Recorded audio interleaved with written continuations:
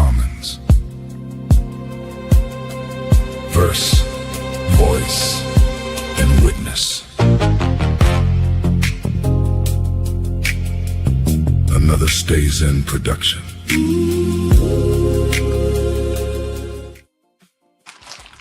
Peace and blessings, peace and blessings. What it do, man? This is Afterglow Sundays, man. Crossfade Current.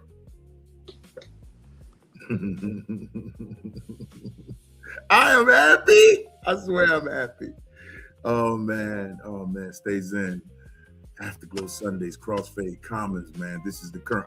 I'm just happy and overwhelmed, tired, but overwhelmed by this day. I am joined today by my wonderful host, co-host, curator, person that does everything for everybody. Lord have mercy. Who needs a vacation? Amen, amen. That I'm going to make sure I pay for. It's a wonderful thing to be with you today. Southern Soul, aka Angel Kim, aka Moo Moo to me and the crew. You got to be in the crew to call her Moo Moo. How you doing today, baby? How you doing? I am well. How are you? Hey, man, we're doing all right, man. We are doing fine today.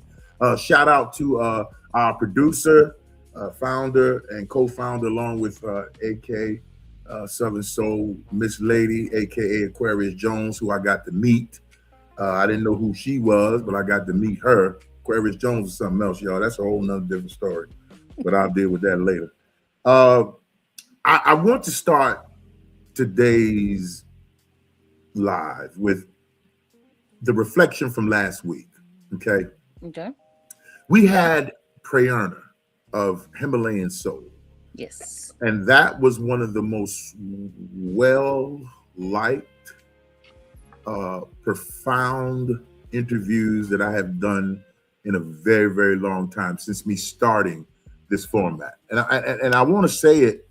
I want to say it because of how impactful it was. You can catch the clips in Stays In.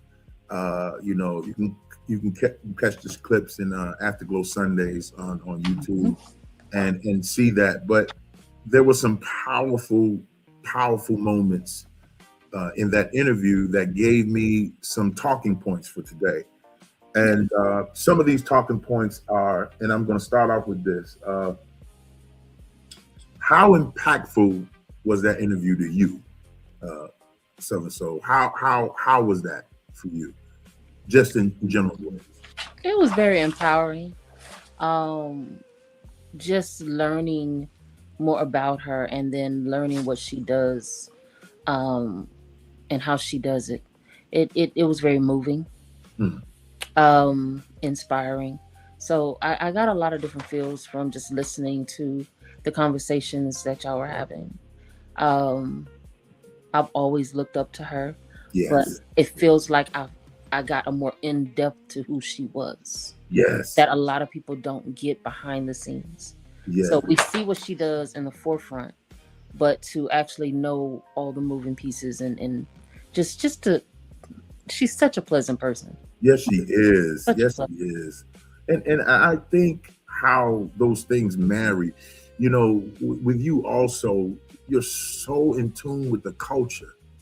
Like you and her, you share the same things about culture. Like you know this culture.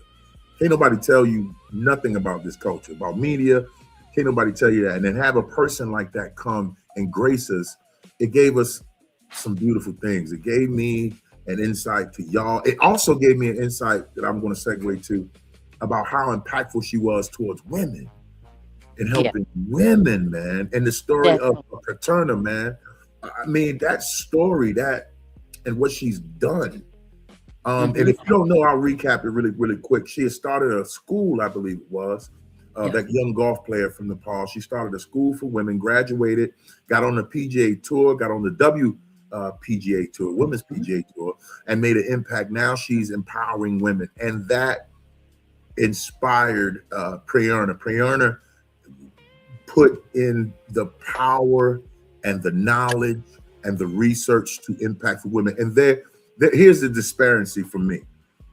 In two sides of this coin, women have always been ostracized, been pushed down, been mashed, been oppressed by the system, right? We have to also, but the resilience in women and the cause of women, y'all get it together much faster than we do as men. Yeah. You know, and I'm just gonna put that out there. You get mad with me, come see me. I ain't got an issue with that. But they do that. And how is that about this part of it? Because I know you got some things coming up that I really, really want to talk about that, you know, later on. But how impactful is that for women? And Prayerna was saying what she was saying, but how impactful is it for you as a woman to help empower women from that? For me, I think it's needed, because we are oppressed, because we are easily targeted. Put it like that. Yes. We are victimized. We are a number of things. Yet, it seems like only women call us strong. So yes, I can call another woman strong. Say that again. Say that again. I can call another woman impactful, but it's far in between that we hear men say this about women. Yes. And then even when they do, you still get that backhanded part about what they would do to her in a bedroom or whatnot. Yeah. It's like, can we not just be who we are? Because when you look at history, a lot of women are who led so many different things, yet we didn't get recognized for it. We played a major part in the civil rights movement. Yes. Yeah. But you rarely hear about the women who did. You know, I was just reading a story earlier today about some impactful women, or the impact of certain women, and it really caught me, because it was like, wow, no one else stepped up to the plate, but a woman did. And because she stepped up to the plate, or they stepped up to the plate, they were hackled, they were ridiculed, they were talked about. That's real. You know? You know what? And I'm gonna stay in this vein for a moment. And here's the thing, like Prayerna was saying, you know, there's such a disconnect between society and women, and in that construct, there's such a disconnect there, because I think for the emotional IQ of the paternal aspect, or the patriarchal aspect of it, it was never to equalize. Yeah. It was never, I don't care what no one says, it was never, you can look at your Bible, you can look at whatever, it was never put that way. And if you read between the lines, you know, it was always on a subjective basis. Yeah. And I think what it does about survival mode, I think I heard this years ago, I don't know if it was Farrakhan, I don't know who said it, but he says, you can tell the sovereignty of a nation by its woman. Yeah. You can tell how powerful a nation is by its women. And she, you know, Prayerna put so many ideas out there about mindfulness. You know, men, we don't have this thing about mindfulness about anything. You know, we have this thing about do, but we don't have this thing about mindfulness, because we're not wired that way. We're never wired that way. Yeah. But like you said, you know, with so many women that made the foundation of these things. Ida Wells, Sojourner Truth. I could go on and on and on and on and on. Everyday items, you know, that we use today were created by women. And that picture, that construct gives us a sort of a movement to kind of pattern ourselves after. Yeah. But then if she's in, listen, brothers, if she's in survival mode, and she has to think twice because you're not in position, then you cannot complain about the condition. And like a Southern Soul said, you know, AK said, you know, it's just not an open book. Yes, they go together. Yes, they get resources. And let's talk about the survivors of the Epstein files. And I'm going around this for a reason, because no one talked to these people. No one actually reached out to these women. You know, whether it was there or not, I'm not to judge that. What I'm saying is the voice. You know, and Prayerna had a voice. You have a voice. Miss Lady, you have a voice. You know, you people have voices that need to be heard. But then when the survival mode instinct is that, it oppresses even that. So now it's a double war within a war, you know. And how many times do our voices get silenced? Yes. Like when they got together to decide on women's health, there was not a woman in the room. Not a woman in the room. So how are you going to decide women's health for women issues, and you didn't have not one woman present? That's crazy. Make that make sense. Make it make sense. And you think about it in community. Like how is that not a factor for community? How is that not for the collective? How do we forward that type of information then, AK? How do we forward that type of? Now I'm aware. But for the person or the man or the institution that's not aware, which they are, I'm not making an excuse for. How do we make them aware? AK, how do we do that? We have to constantly educate, and that's been our biggest problem, is we're not educating, not just our culture, but educating our children on everything, because so much is getting redacted, so much is getting buried, so much is getting blurred. We have to constantly educate, because there are a lot of women pioneers as far as women goes. They're not just African American. There's from other cultures as well, you know, other races as well, that were a staple for women's rights, just women leading and a number of things, but and a whole conglomerate of things. Yeah. And I think the education factor is one of the things that need to be how can I say it? It needs to be forced upon a people. It should be required. Yeah, that's what I mean. I want to say that. I want to say that word, but I didn't use the right word.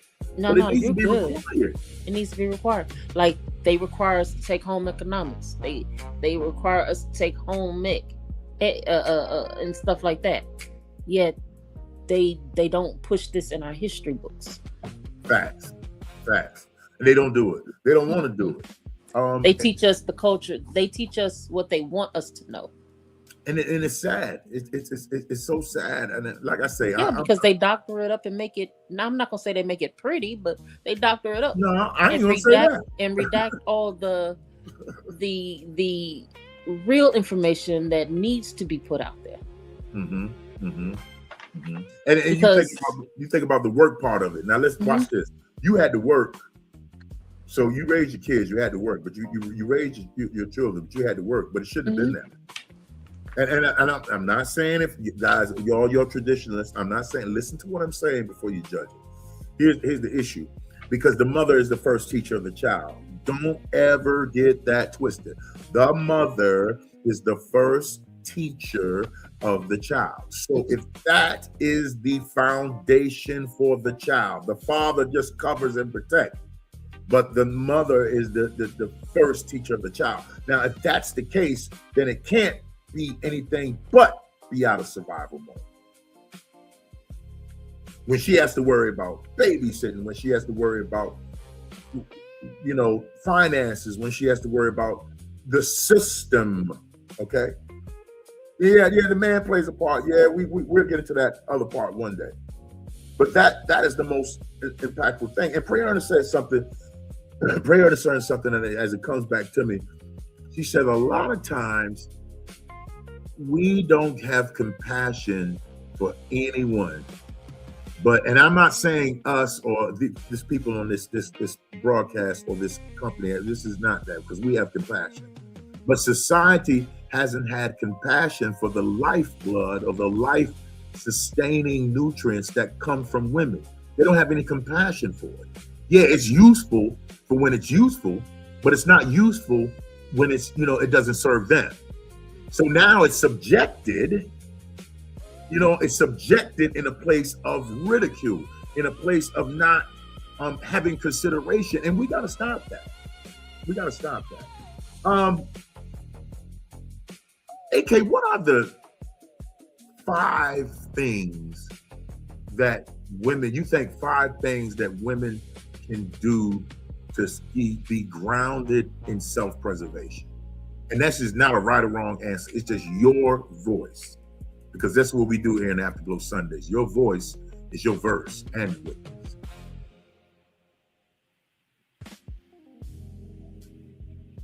Your sounds went out, sweetie. Your volume went out, but it's okay. That's you hear why me we now? do. Yes, ma'am. That's why we do what we do. Go ahead, baby. I'm sorry, I had you. You said what are 5 things? Yeah, the 5. You can. It can be 10 things. It can be. But what are the main 3 things, or 4 things, or 5 things that women should do to show women how impactful that survival mode is for them? What are those things? I think the first and foremost thing that women should do is show themselves self-respect. Oh, Because you can't show another woman anything if you don't respect yourself. And that means respect your body, that respect your energy. I mean, just respect your surroundings. So you definitely have to lead with respect and self-preservation. I think another thing that we can do is we have to cut the self-ridicule out. Come on, baby. Towards one another. Like, it's not a competition. I'm not here to compete with you. Unless we're actually entering into a competition. Yeah. I'm not in competition with you, sis. That's right. We can exist in the same space. Yeah. We can exist in the same space. And the funny thing is, we're more powerful existing together instead of against one another. I get sick and tired of women fighting, bickering, and just being hateful to one another just because. Just because. And it's the same thing here. It's the same thing with the men. And you know, I heard something the other day. I don't know where I heard it at, but it also says the window of reflection of what God is impacted or is tied up or intertwined with how we treat each other. And if the species as males or the species as female treat each other like we in competition, treat each other like we have no value, then the system automatically wins. And I don't care what you say. Yeah. I don't care what you say. That's what it is. And now, I and Miss Lady, we are tight knit, right? We have individual lives that we do, but our support system for each other, you ain't gonna top that. Yeah. You ain't gonna top that. It's a lot. Let me tell you something. It's a lot of work to put this together. It's a lot of work behind the scenes that go, that we are constantly doing and working to make sure that community and culture stays informed. So that's one of the things that we have to get on and do it. Okay. So in this part of the show, I'm going to segue into something called the receipt. Now, I ain't going to tell you what the receipt is. I'm just going to show you. Okay. So this is for me today. It ain't for really nobody else. It's for me. Today is my receipt. So what my receipt is today, if y'all can see this picture, look at this picture, y'all. Oh, wow. This picture is from 1978. 1978. I was a jazz trumpeter in 1978, y'all. And I was playing with this gentleman that's next to me. His name is Doug Wydell. Doug Wydell. He went on to play professional football. He played for the Denver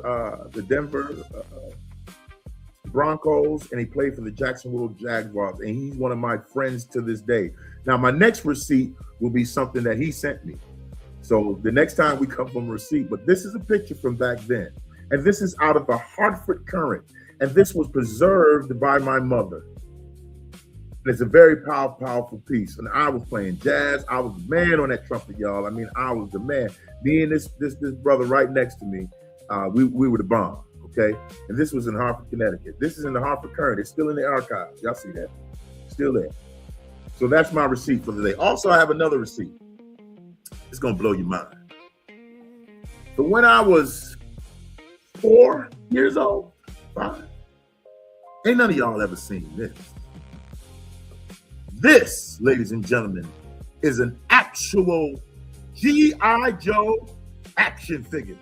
Wow. Watch this. I ain't y'all. seen one of them in the a original long box. time. Watch this. Look at that receipt, guys. Wow.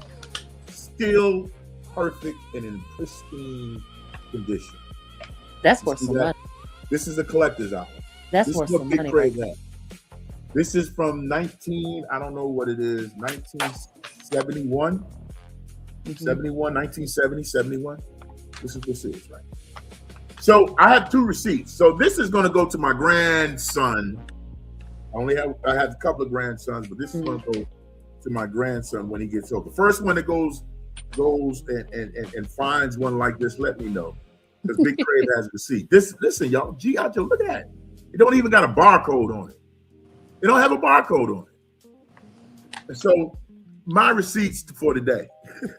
I don't know. Do you have? I don't know. You got so many. I know you have. This is the fun part of the show, y'all. So we get to share intimate ideas about ourselves for you. This is what Crossfade Commons is. So this is what it is. So what you got? this was given to me by my dad when I was in junior high. When I first got into junior high, which was my 8th grade year. Mm-hmm. And he told me, this is something you're going to need. Wow. And you need to know all of the information in this. And I don't even know if you can find anything like this anymore, but he gave me this. Wow. And it's Look our at history. that. Look at that. It's our history. Wow. And it has, because my dad was an educator. He loved things education. And so it has quests on it. So you can see different things. It gives you questions. It gives you answers. And it's front and back. This is our history. Wow. Everything up until a certain point in our history. That's groovy, man. That's groovy. I have held on to this and held on to this and held on to this. And it's worn because you can tell I've used it. But right. This is something that I also handed my son.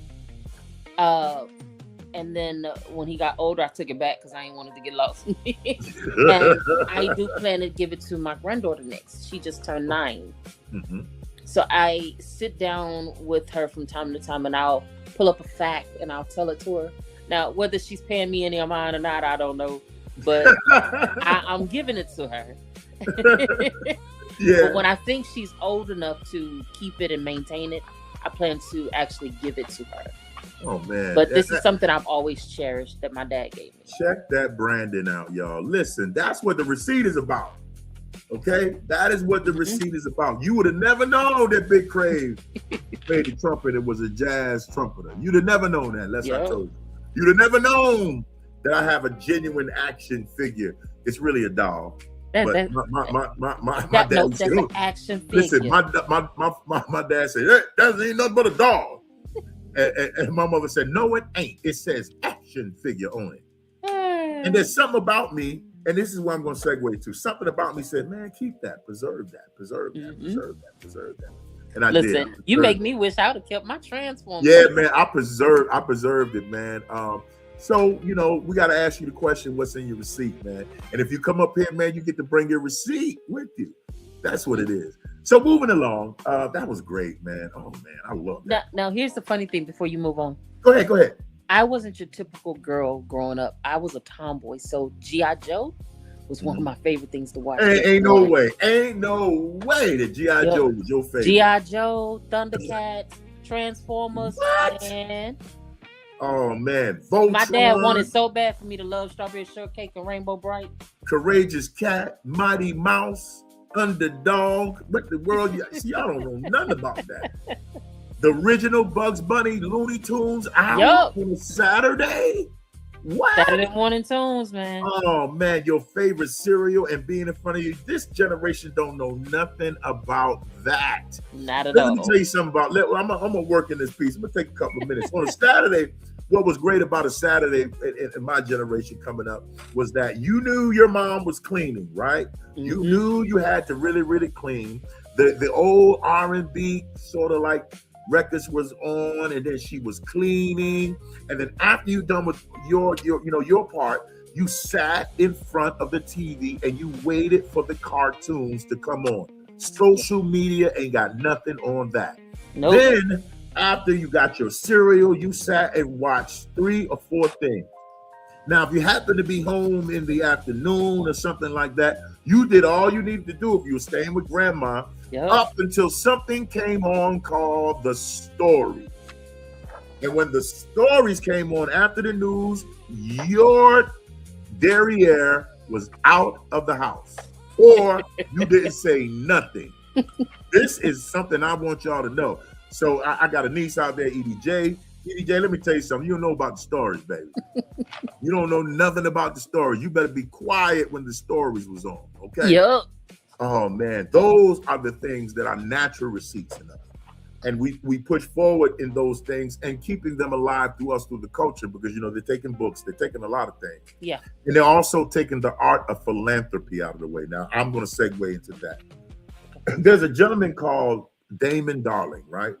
I don't know if you guys are familiar with this guy, but here recently he has gone into Walmart, right? And he buys people's groceries. He goes and buys gas for them. He's a millionaire. He's a very profitable man. He recently received a lot of backlash from Walmart not because of the philanthropy, right? Yeah. But because of past endeavors. Now let me give you an example.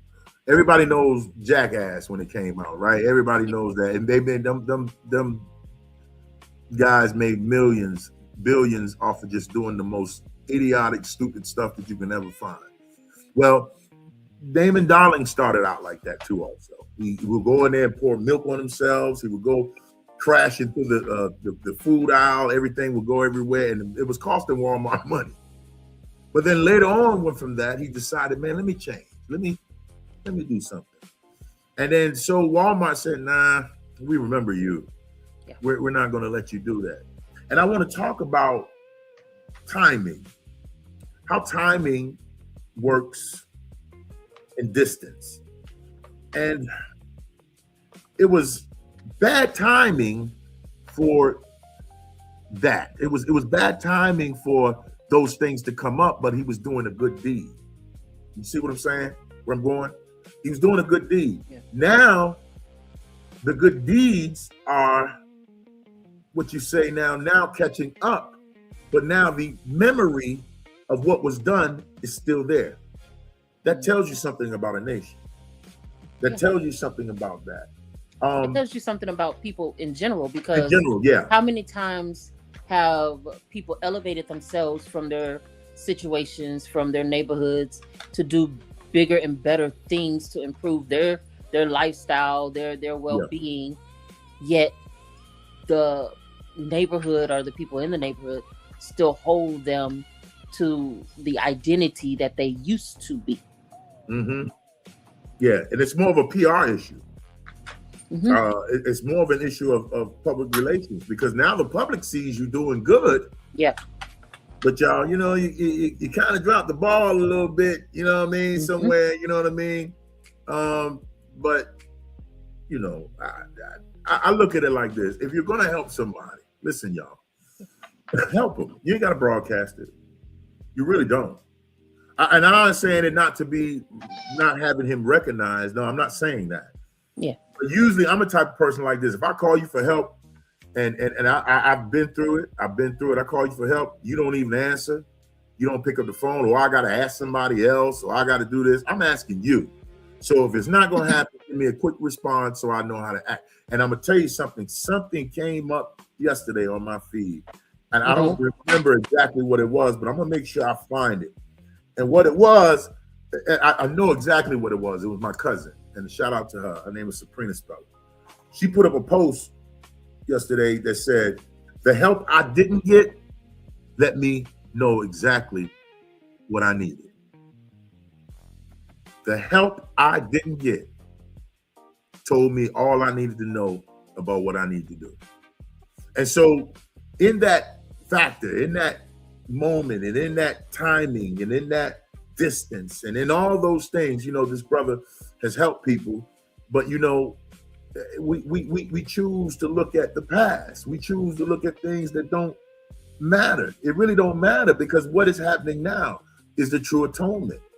And like, Prayerna said in her interview, she says, she couldn't sit back and not do anything, coming from her background, coming from where she was, coming from Nepal, coming from an impoverished nation, coming from things that were going on in the oppression of women and all those things.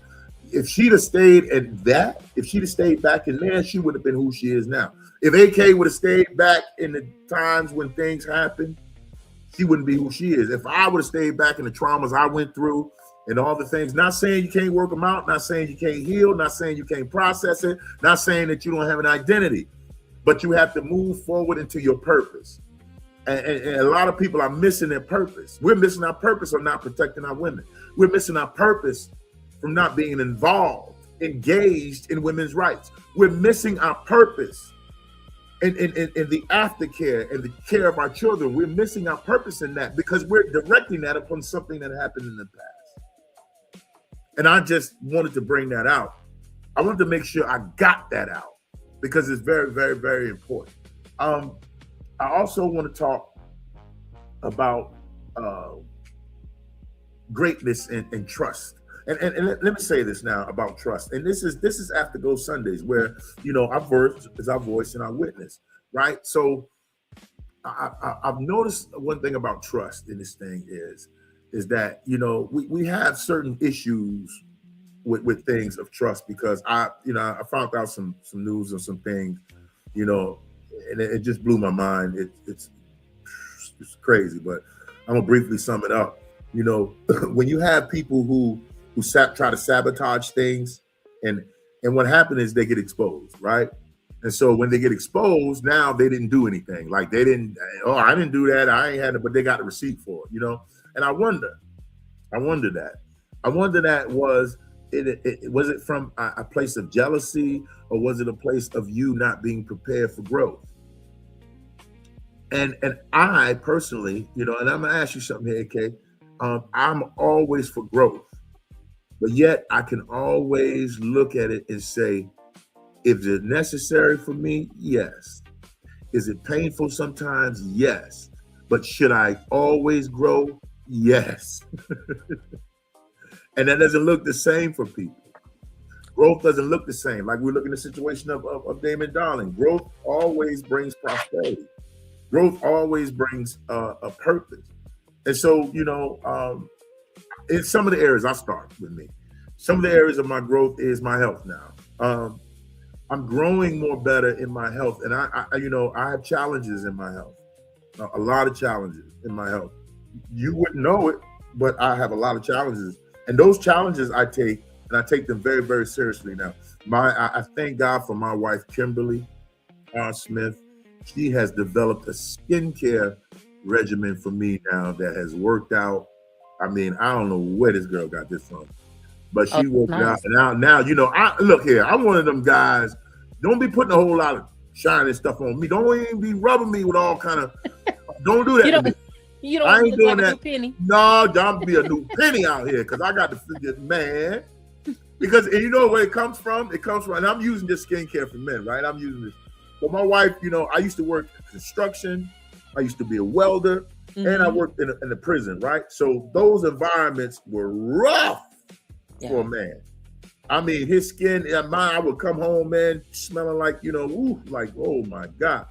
And I would always neglect my skin. I would always neglected it. And she would tell me like, "Whoa, boy, why your ears? Why you, I'm like, nah, don't put nothing on that." But since here recently, and here recently, I've developed this skin care regimen and it was instructed by my wife, and and I'm using it this segue into what I'm saying is that growth is always different. It's different. It's not difficult. And we make it difficult, but it's not. Growth is some of the things that give us, I don't know, it gives me a new value on what I already have. And so, AK, what are some of the growth tools that you are using? Oh, see, I did that. See, I did it, y'all. That's what you call Big Crave. Big Craveism right there. But what are some of the growth things that you use? And I wish Miss Lady was here, because she would tell you something too. But I got my girl with me today. What are some of the growth things that you put in effect, baby? Well, first of all, let's talk about growth in general, because a lot of people don't understand why growth is so hard. And the reason growth is hard is because you are transitioning into something different that you are unsure of, or that you might be slightly uncomfortable with because of that insecurity. So you're fighting yourself. Growth, like you said, doesn't have to be a hard thing, but we fight ourselves with the growth. Like, we want it, but the parts that come with it, we tend to not want to go through. Because real. It goes back to what we said a while ago. We're this popcorn, this microwave society. We want everything to happen instantly, and growth doesn't happen instantly. It takes time. It's like taking a flower and watering it. It takes time for it to bloom. As far as me, I am nurturing and growing in my spirituality and my faith. Yes.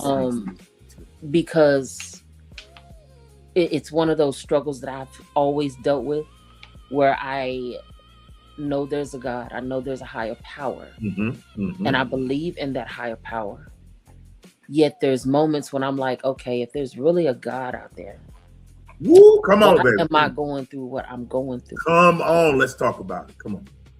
So I always struggle with it, and so I am trying to build up that, because my auntie, before she passed, she was 95, and this woman, and my dad also, could quote a Bible I know where you're going with this.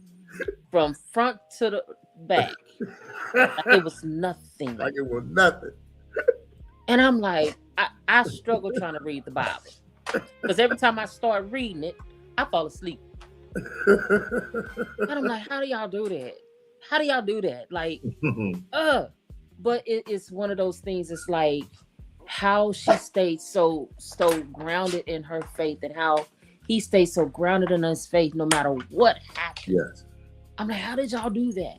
And I want to be on that level where I have this closeness to God, or to my higher power, because I know some people don't believe in actual God, but to my higher power. I want to have that closeness, that connection, in other words, to where I don't question when something happens. That's good. I want to reiterate something you said about growth as an integration, not just intellect, right? Perception and judgment and moral orientation. It renewal part of growth is this, and I need to put that out there. It's isolated brain training. Now let me go ahead and let me give you this right here. I was involved in the school app. If you don't know, somebody will pin it in the chat. Hit school app, pin it in the chat. And the school app isolated my brain thinking and training it how it reshaped how I perceive things. It did how I judge things, what my desire was, and it was evaluating my mental worthiness to receive, right? So my growth was challenged while I was on the school app to get certain things. And it was a program developed by AK and Miss Lady. And I'm just gonna put that out there. And it served my appetite for learning at a different level. And I'm gonna say this because you said something interesting about the Bible. I'm like that too. I know it from back and front. You can't tell me nothing about it. I can tell you right. You ask me anything, I go where it go. Y'all know me. Y'all know what I do. But that was taken from a perspective of when I was young, coming up in the church and being on the corner. The brothers that were righteous and they were doing their things, man, you need to know what's in that book, man. You can't come outside and play, or you can't do this. See, I come from a different generation. These young brothers ain't gonna know about that. But I come from a different generation where you couldn't quote a jewel, you couldn't quote a lesson, or if you couldn't quote something from the Bible, you wasn't going outside to play. You better go in the house, And watch this. And growth for me as a whole is baked in a concept where, I know the word for it. It's a renewal of the mind, I think, or a renewal of the character or my will. So when I was learning certain things on the school app, my growth sort of went against my will, if that's making any sense, right? And then my will turned around and said, wait a minute, do you want this or do you don't? And I challenge people like that. People say, they talk about, they want to get deeper spiritually, right? They want to do things spiritually, but you have to understand that your will is the direct catalyst to your growth. And that's why I say you be fighting yourself. Yeah, you be fighting yourself. Your will is your first catalyst to your growth. Oh. And I go back and forth with people about it, especially in the religious world. I go back and forth about it. You can't be passive about it, Because we are our own hindrance. Yeah, you are. In a lot of things, whether it's a job promotion, yes, whether it's accomplishing something, we tend to be our own. Sorry. That's right. That's right. We are. The dog said it best. The animals understand frequency. He said, yes, I am right now. That's what he said. The dog said, yes, I am right now. Y'all didn't catch that. See, frequency tells a lot. Frequency tells a story. Y'all gotta stick with this. There's one more thing I want to read.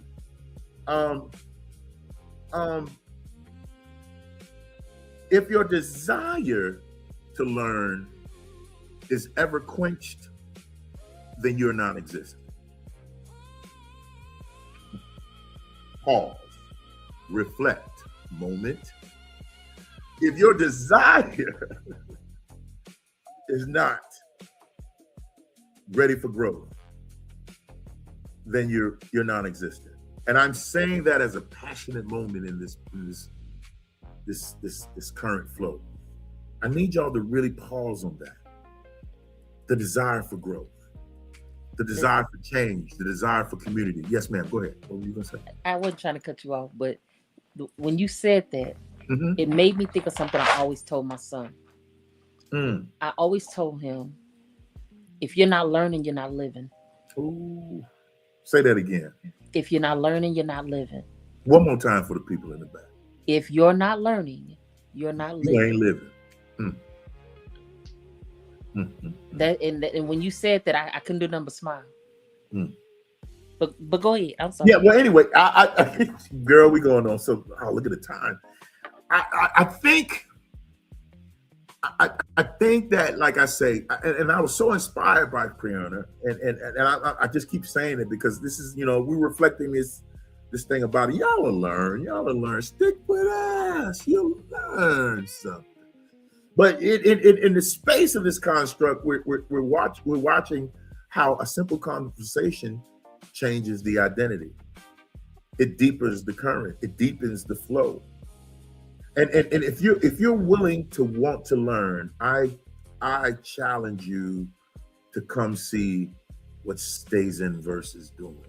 I challenge you to be accountable enough to self to want to build yourself up in the neuroplasticity of growth. I challenge you to be involved in something, not your ego, because ego doesn't really exist, y'all. Ego is something that we make up just to justify what we don't want to do, okay? But if we are honest enough with ourselves, to actually look at it in the mirror, growth is the only thing that's going to change. Now, you might not want to stick and do things that you're supposed to do. You might not want to clean your room. You might not want to clean up that closet. You might not want to organize those things that you need to organize. But it all starts here. And I think we were created for that. We were created to change. We were created to grow. We were created to live out our lives to its fullest. And you know, there's a passage in the Bible. I think Jesus said it. He says, and in that day, you'll ask me nothing. It's in there. Read it. I dare you to put that in your chat GPT and say, Jesus said, in that day, you'll ask me nothing, and find out what that scripture says. He says, I done it all. Don't ask me for nothing. Don't ask. Because you have the power to change. You have the power to grow. You have the power to change community. You have the power to change the world. If we just grasp that and then learn and then have fun doing it, then it changes. Then I'm able to extend myself to you. You can live vicariously through the words that my epiglottis says and that my brain forms, and you get to live vicariously through this because I've taken a stance on empowerment. How many of us has taken a stance on empowerment? How many of us have? I love what AK is getting ready to do, and it's segue into, I got so many questions. I love this thing that AK is about to do. I'm trying to hold it. I'm trying to put it in there. You know what I mean? I'm trying to put it in there. But your appetite for instinct or your appetite for growth should be at a very, very, very high level. And that's what I'm trying to get at. Community is important. We know the systems of what we in. Let me give you an example.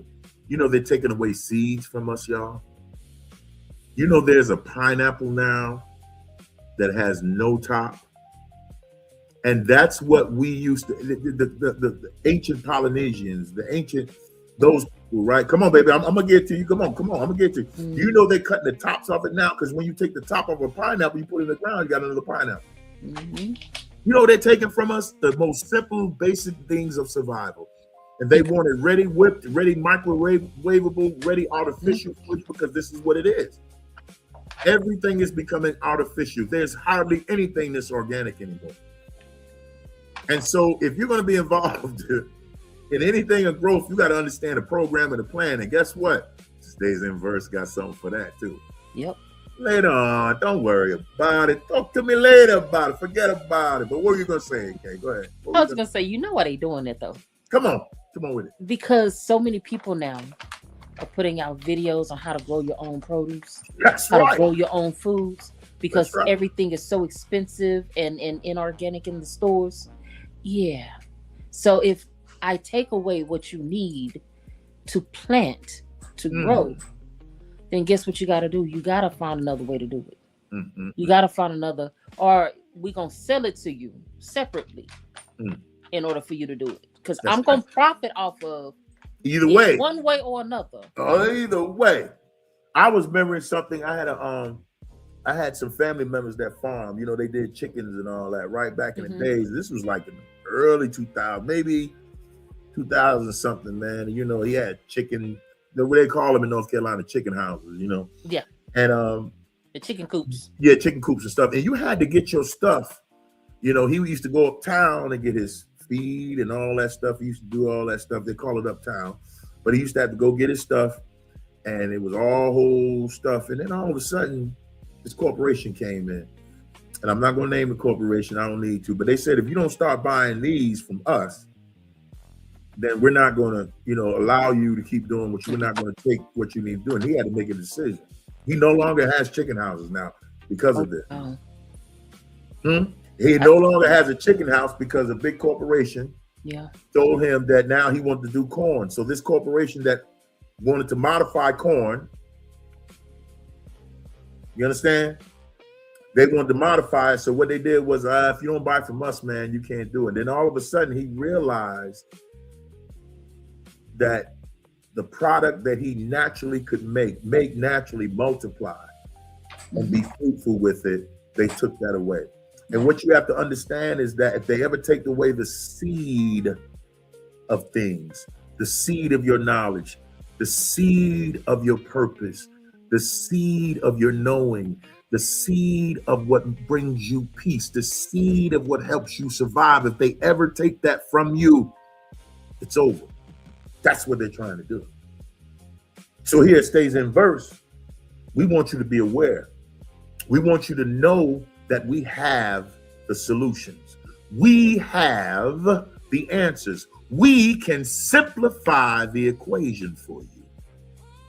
Through whether it's through literary works, whether it's through issues, whether it's through information on programs, whether it's self-help programs, helping you market, and watch why I push this in there, helping you push out your stuff, helping you get an insight on things, in which my girl is getting ready to come up and talk about it. And if you ain't following us on Stays in Verse, you should. Now, since I got that out, AK, I am so happy for you. I'm gonna clap for you. Please tell us now what you got going on, baby. Please tell us, please. So Listen, y'all. Listen. If you don't listen, go ahead, baby. Go ahead. So I have created a new series under Love and Lyrics, which is my brand, called the Creative Shelf. What the Creative Shelf is for any creative that's out there, whether you are a visual artist, a poet, a musician, and you have books, you have artwork, you have a business, you have merch. Listen, it's time for us to put money in our own pockets, right? Yes. Because so many people out here right now struggling. Yeah. But they have all these things and they're not pushing it down. Mm. So I can't donate out of my pocket to yours because there's so many people in need right now. But what I can do is help put your information out there and sit down with you and have a conversation about it. I can do that. And hopefully somebody else will share it or buy or promote or something to help put some money in your pocket through your own work, through your own product, through your own business.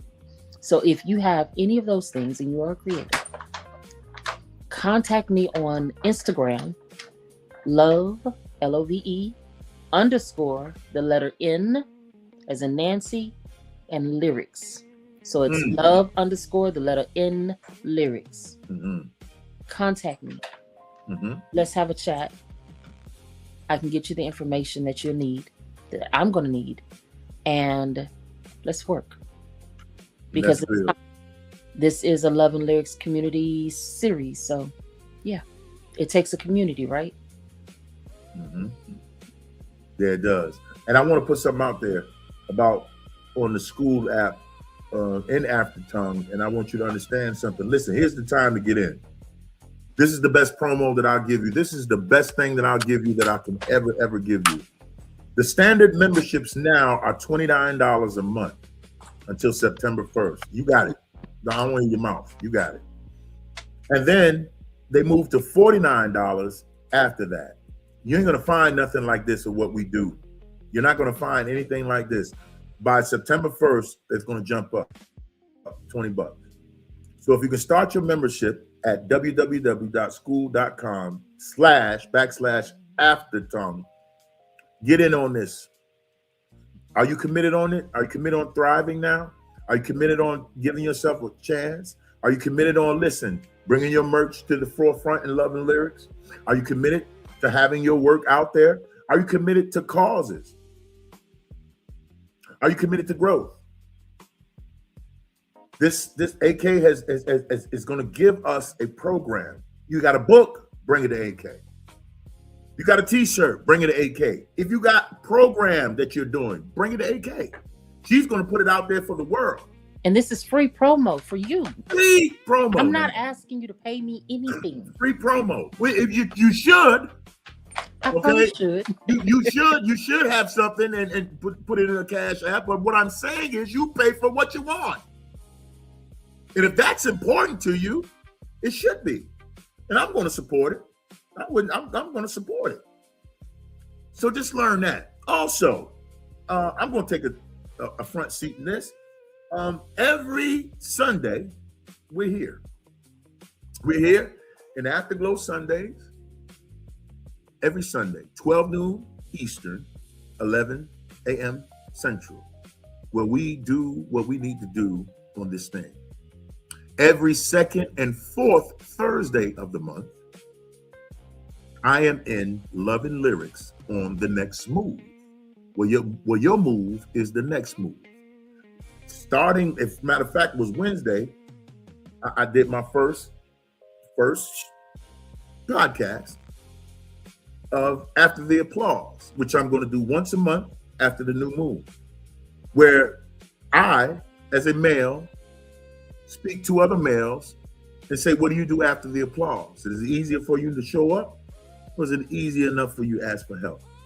And the rest I'll leave up to AK to explain about what she does and what Miss Lady and Russ does. So I'll leave that up to you. Well, let me start with Miss Lady and Russ. Join them on Clubhouse. Yes. Every Wednesday and Saturday. So Wednesdays, they have the workshop, and that is at 8 p.m. Central, 9 p.m. Eastern, under Empathy Saves Species. Then on Saturday mornings, on and get up, get your writing ready, get your conversation, your topics, bring them on over to Empathy Saves Species. The look, it was just on the tip of my tongue. I know it's Empathy Saves Species. I was gonna say that Empathy Saves Species. I think it's the workshop, right? No, that's on Wednesdays. Wednesday, yeah. It's the Poets Brigade, but I Wounded Healers Poet Brigade. Wounded Healers, Lord have mercy. There you go. We got it. Yes, we're gonna do y'all like that. Wounded Healers Poets Brigade on Saturday mornings, 9 a.m. Central, 10 a.m. Eastern. I'm distracted because my dog is chasing his tail over here. So if y'all hear the paw prints in the background, that's what's going on. It's all love, man. It's all love.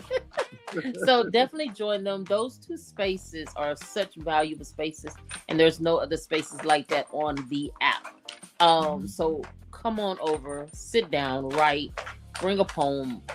Like y'all won't regret it. Y'all won't. No, you won't. You won't. I've done some of my best writing in there, but go ahead. Yeah, definitely. And even if you don't get anything out of the writing part, you definitely gonna catch the conversations on Saturday mornings. Facts. Awesome conversations. Awesome. Then Love and Lyrics. Y'all can join me once a month right now with Hard Truth.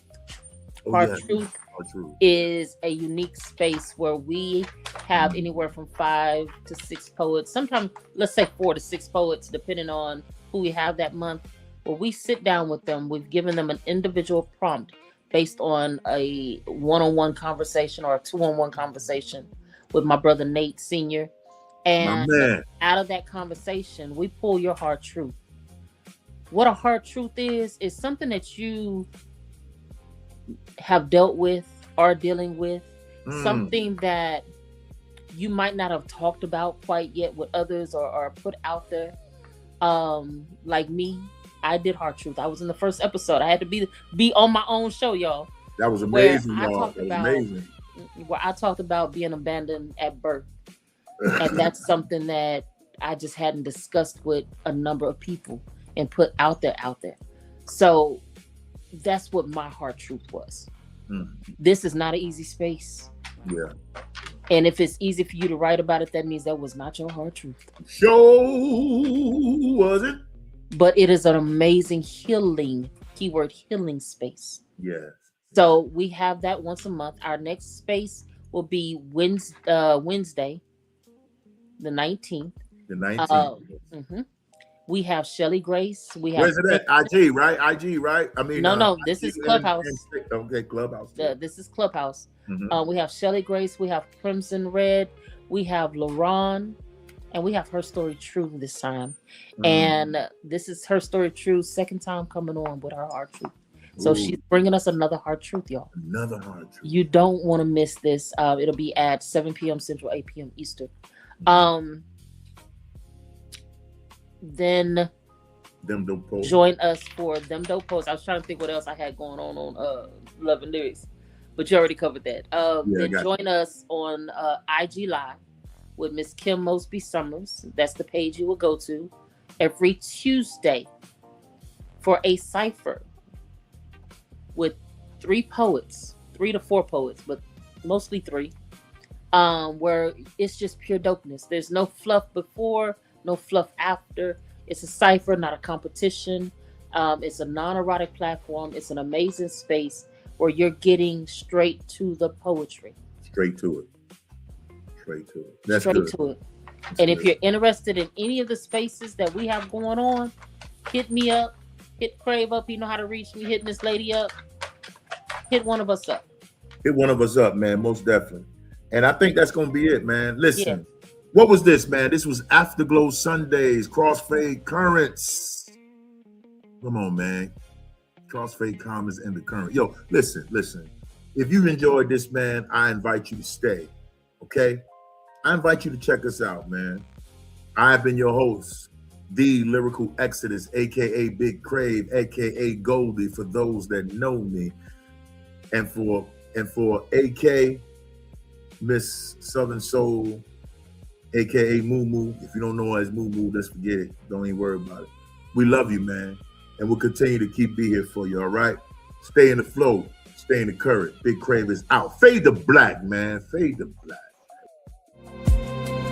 Verse, voice, and witness. Another Stays In production.